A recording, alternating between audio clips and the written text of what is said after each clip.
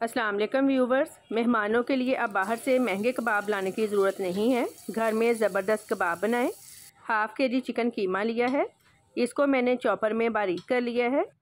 Medium size का मैंने प्याज लिया था, इसको ग्रेट करके पानी अच्छी तरह से निचोड़ कर निकाल लिया है।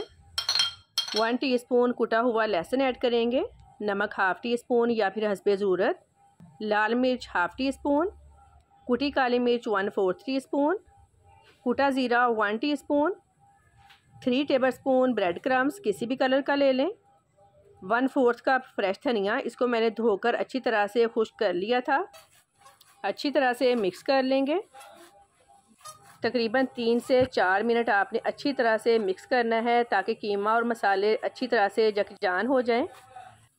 अच्छी तरह से मिक्स कर लिया है। अब इसको 1 घंटे के लिए फ्रिज में रख दें ताकि मसाले चिकन में अच्छी तरह से मिक्स हो जाएं। 1 घंटे बाद कीमे को मैंने फ्रिज से निकाल लिया है। दोबारा मिक्स कर लेंगे। हाथों को हल्का सा ऑयल लगा लें। अब इस तरह की स्टिक या फिर लेड पेंसिल ले लें और इस तरह से कबाब की शक्ल दे लें। ये देखें, इस तरह से बाकी सारे भी ऐसे ही रेडी कर लेंगे।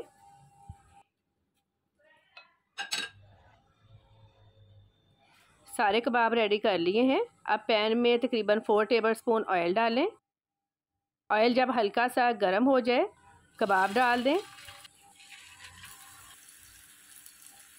फ्लेम आपने लो रखनी है वरना ये ऊपर से पक जाएंगे, अंदर से कच्चे रह जाएंगे।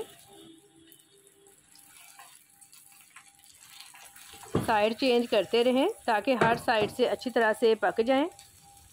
बनाने में बहुत आसान है और खाने में तो ये लाजवाब बनते हैं। मुझे तकरीबन 20 मिनट लगे हैं फ्राई करने में। फ्राई हो गए हैं, निकाल लेंगे। अब पैन में तकरीबन 3 टेबलस्पून बटर डालें। शिमला मिर्च, प्याज, टमाटर, इन तीनों चीज़ों को मैंने एक शेप में कट कर लिया है। इनको हल्का सा फ्राई करना है, तकरीबन 2 मिनट, ज़्यादा फ्राई नहीं करना।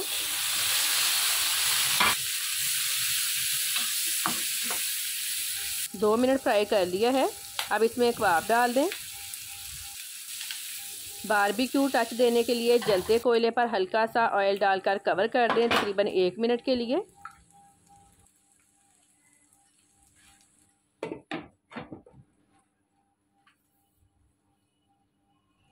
बहुत ही प्यारी खुशबू आ रही है। जितने ये दिखने में खूबसूरत हैं, खाने में कहीं ज़्यादा टेस्टी बनते हैं।